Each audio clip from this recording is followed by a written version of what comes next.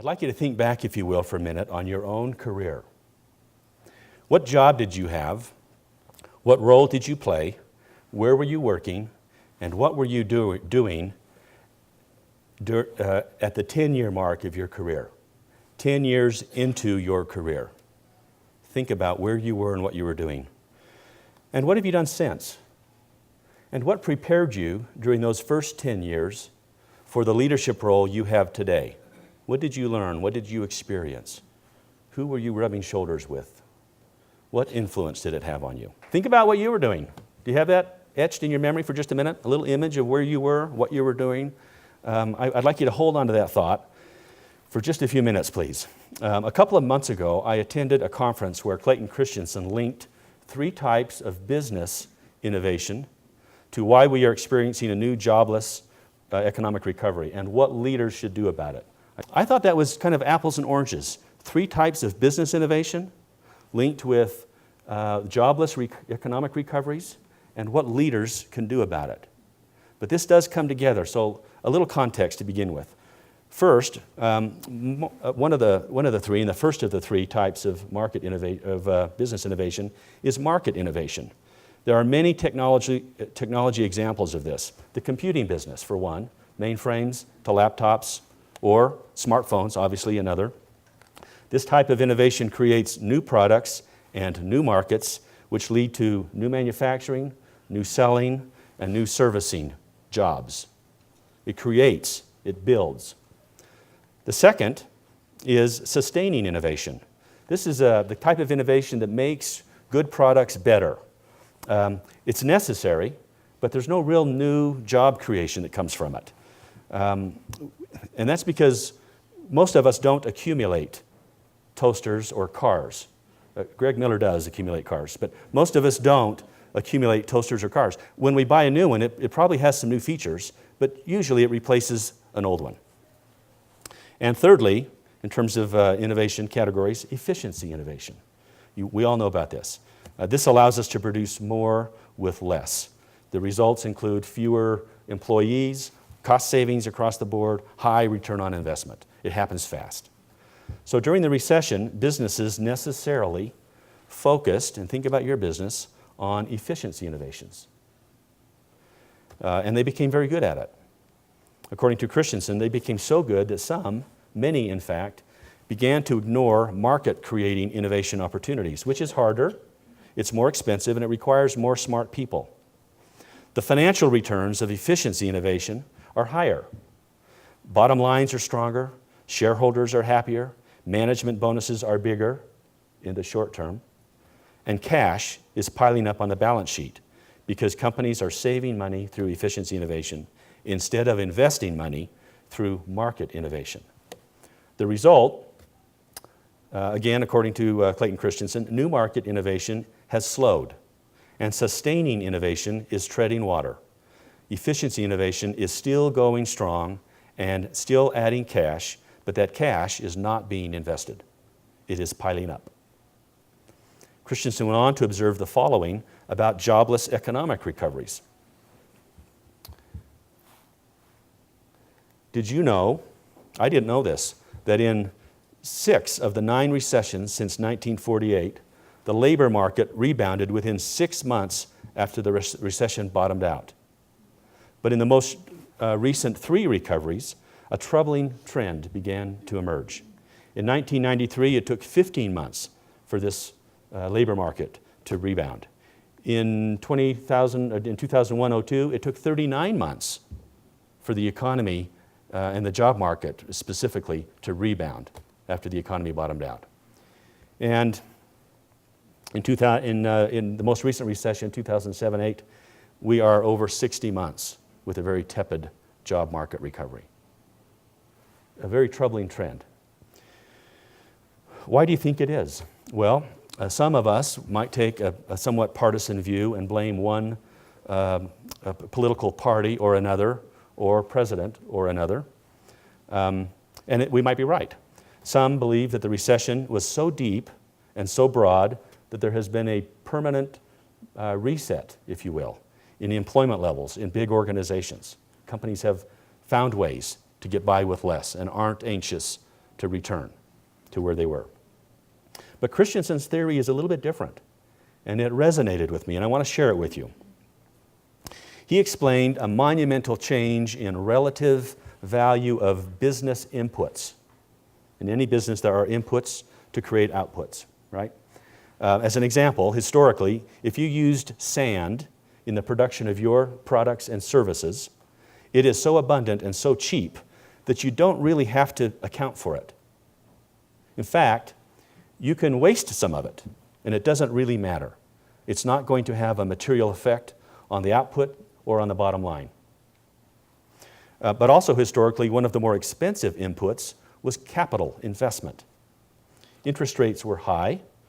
Investments requiring capital were scrutinized by the CFO.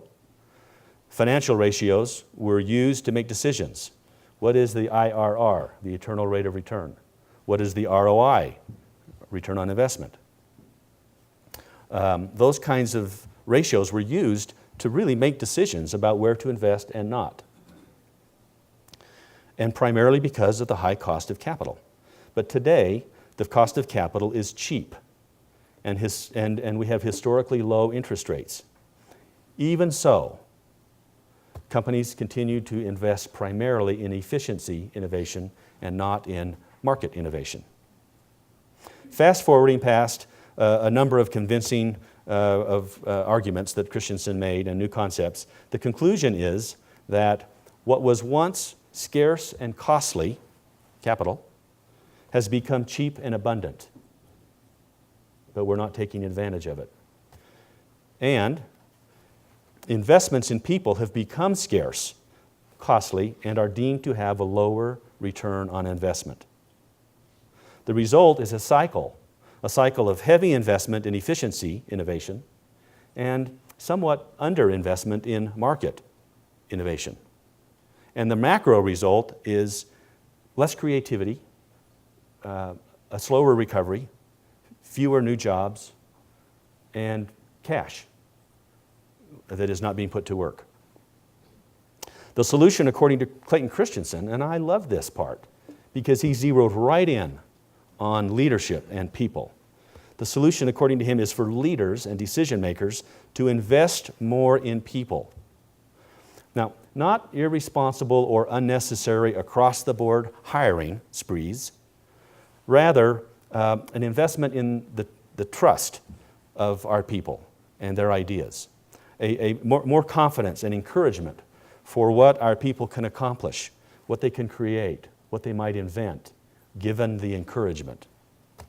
A willingness to take more risks, more people risks. And although he argues that investing in and entrusting our people with more resources and money to innovate has some risk, it's actually one of a company's least risky options. Think about it. If you were making a decision, would you trust your team? Would you invest in your people? I think it comes natural to those of us in this room. As I thought about Christensen's idea on how to spur a stronger economy through more investment in people, it reminded me of September 2008. Remember that? September 2008, as the economy was collapsing, I'm sure we all remember the uncertainty as we watched economic indicators and metrics tumbling. I was transitioning into the role of a new CEO, and I remember this like it was this morning. And I sensed then two main options.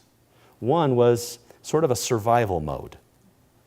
To me, this meant, well, that option feels like hunker down, wait it out, slash expenses, stop market innovation investments, often on the backs of our people and their ideas and the trust we have with them. And I came across a phrase that seemed to describe this victim-like strategy. It went something like this: lay low and hope the cavalry comes to save us. Some of you may have heard that phrase too.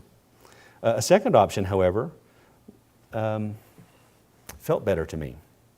And it was, let's remain confident in our business purpose. Let's place a bet on our people. Let's turn toward them during the tough times and not against them. We, like you, I'm sure all of you, had to respond and evaluate along the way through a difficult economy. It's still not easy. But it was our people. It was our people who took care of our clients. It was our people who kept innovating new products and new services. It was our people who grew our company during the recession years. It was not the CEO. We did not lay low and wait for the cavalry to come. And that is a valuable lesson I learned, the most valuable lesson of my career. The cavalry wasn't coming because it was already here, working inside the company. And we needed to trust it and engage it and be honest and transparent. I don't think that's unique to a recession. I think that's the way businesses are successful.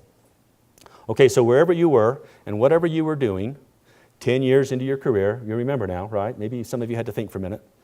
My guess is that you were engaged and you were innovating. I'm betting that most of you had a leader who did not take credit for your work, who encouraged and invested both time and money in you and your ideas. And I say that because you were noticed in your career. You were appreciated and promoted to lead crucial parts of your enterprises. You're successful. You have people expertise. You make good decisions. You have judgment. You're no doubt doing the same today, investing in and encouraging your own people. In fact, I don't think you'd be here today if you weren't. As leaders, we are fortunate to be surrounded by outstanding people, people that want to be led. Let's trust them. Let's invest in them. I believe they will take us forward. I thank you, and I hope you have a great day today.